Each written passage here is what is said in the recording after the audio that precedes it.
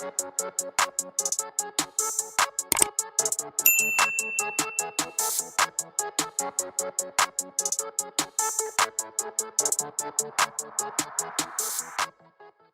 to Chris Wrestling Views here on YouTube.com. Make sure you guys like, comment, and subscribe to my videos. Today, you guys are going to be doing my AEW Fight for the Fallen review, July 28, 2021. So, last night, you guys, we seen Hangman Adam Page in the Dark Order versus the Elite Squad. If Hangman Adam Page and the Dark Order win this 10-man elimination tag team match, then they will be in line for a title shot, a tag team title shot, and a world heavyweight title shot as well. Kenny Omega last night, as you can see, he was shooting basketball.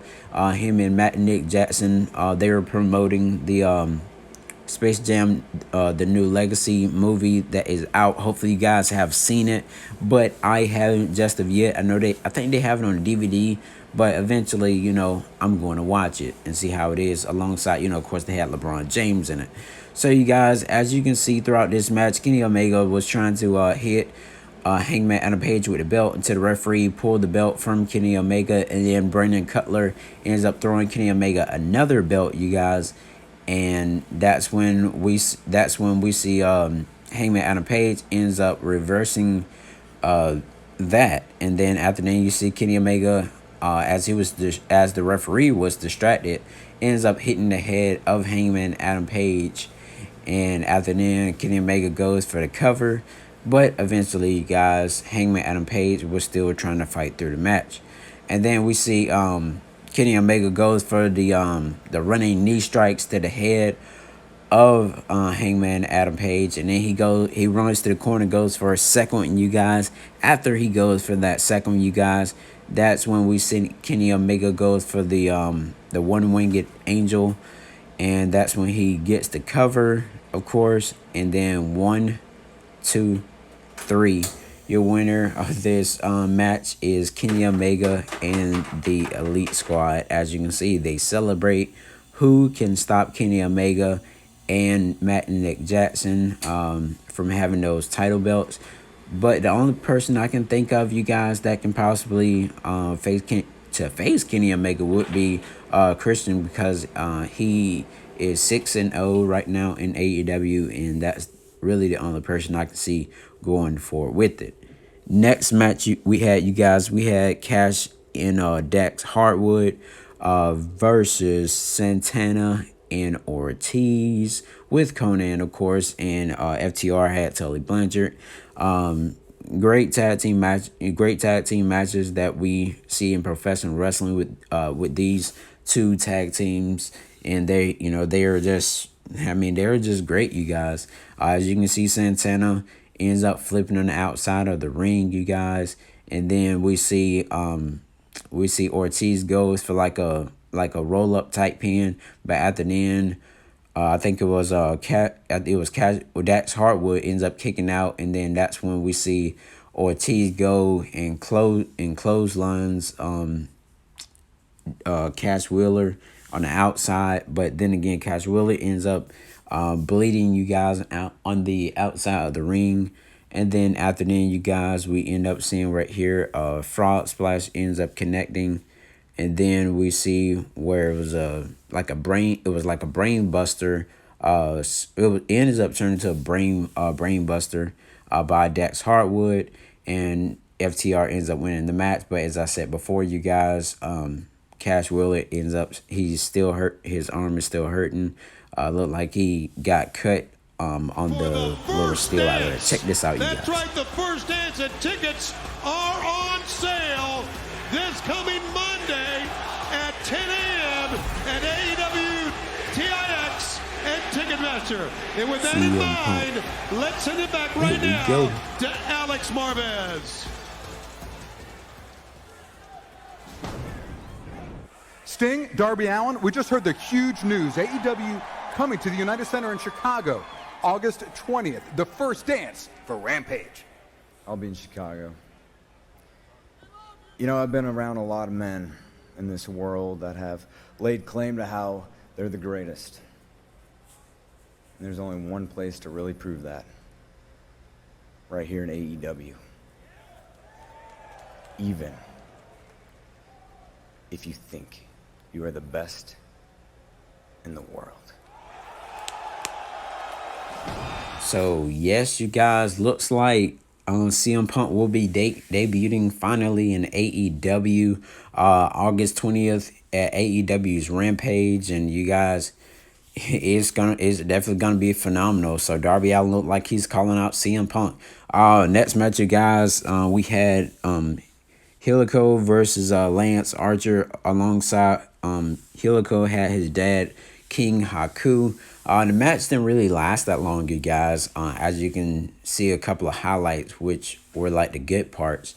We see Lance Archer hits like a moonsault off the second rope, but then again, you guys, it just flat out. It just was flat out Lance Archer retaining his IWGP heavyweight championship. I mean, what do you guys think? Who could stop Lance Archer over in New Japan Pro Wrestling? So I mean, Lance Archer, if you haven't never been to New Japan Pro Wrestling, then you can't consider yourself really the greatest in the world.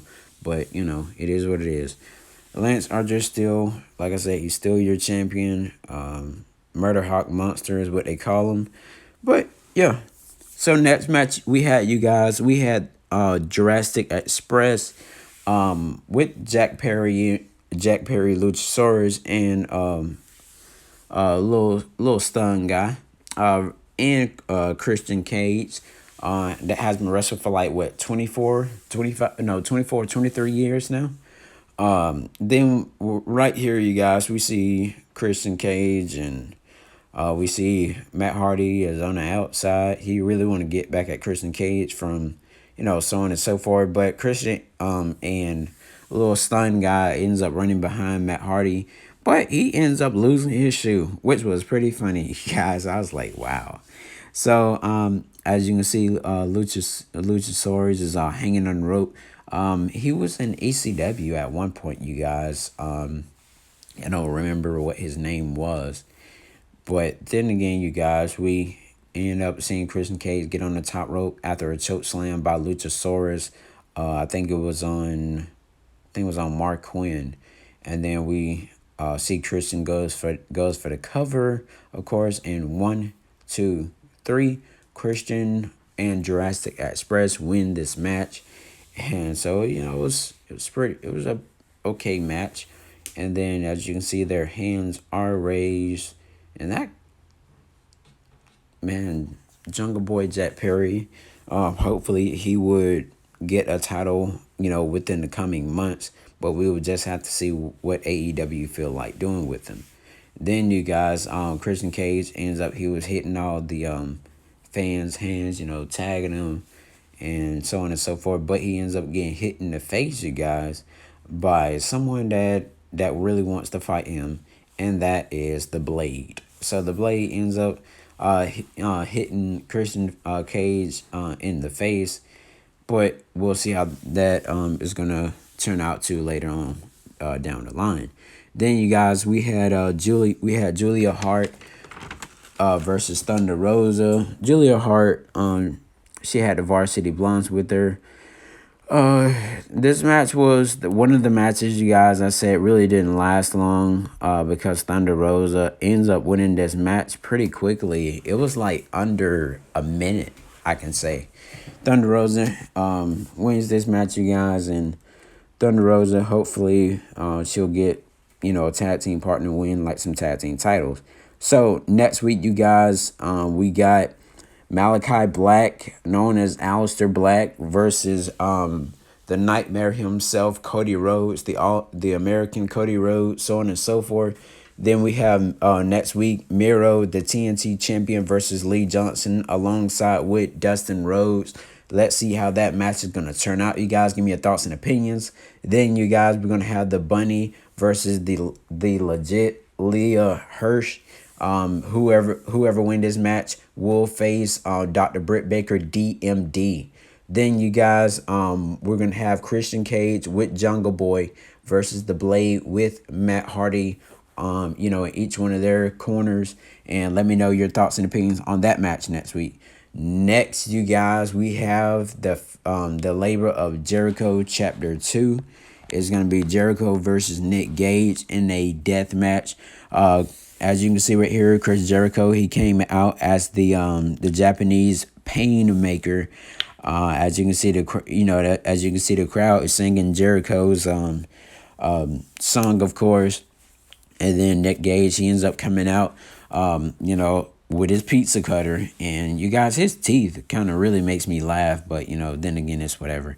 That's besides the point. So to start off the match, you guys, Nick Gage ends up slicing the arm of Chris Jericho, and they start hitting each other in the head, and that's when Nick Gage ends up bringing in the fluorescent tubes of lights or whatever, you guys, and that's when Chris Jericho brings in the bat.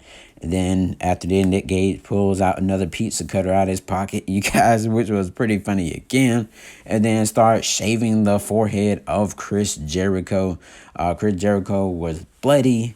For the first start of the match, for the first minute or two, he was already bleeding. Then we see Nick Gage bring in a piece of glass and place it in between two chairs, as Nick Gage was trying to put Jericho through it by like a coffin drop looking like thing, but Chris Jericho ends up hitting like a Horror Corona type move or whatever, and putting Nick Gage through the glass. As you can see, all the broken glass ends up popping out, and one person in the crowd, I guess the glass popped over there where they were, because of the impact, how it hit. And then we see Nick Gage has one of the bulbs, using it as like a weapon to jab Chris Jericho in the head.